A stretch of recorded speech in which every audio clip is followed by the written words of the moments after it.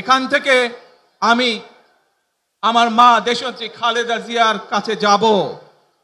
একটি মানুষ, যে মানুষটি এই দেশের মাটি, এই দেশের মানুষকে নিজের জীবনের থেকেও বেশি ভালোবেসেছেন, তার সাথে কি হয়েছে আপনারা প্রত্যেকটি মানুষ সে সম্পর্কে অবগত আছেন।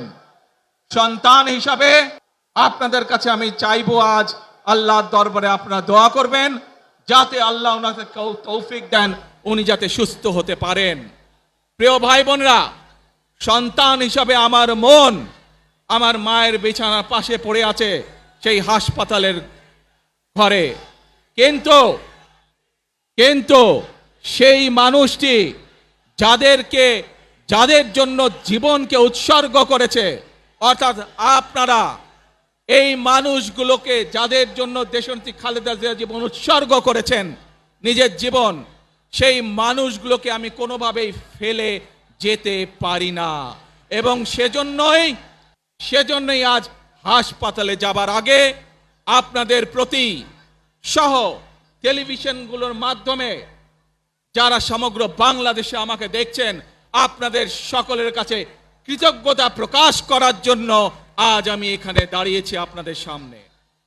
প্রিয় ভাই বোনেরা, আসুন আমাদেরকে আজকে নিশ্চিত করতে হবে, আমরা যে ধর্মের মানুষ হই, আমরা যে শ্রেণীর মানুষ হই, আমরা যে দলেরই রাজনৈতিক দলের সদস্য হই অথবা একজন নির্দলীয় ব্যক্তি হই, আমাদেরকে নিশ্চিত করতে হবে যে কোনো মূল্যে আমরা আমাদের এই দেশের শান্তি শৃঙ্খলাকে ধরে রাখতে হবে।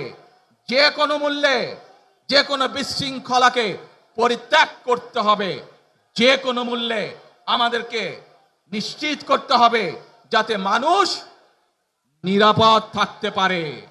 শিশু হোক, নারী হোক, পুরুষ হোক, যে কোনো বয়স, যে কোনো শ্রেণী, যে কোনো পেশা, যে কোনো ধর্মের মানুষ যেন নিরাপদ থাকে, এই হোক আমাদের চাওয়া আজকে।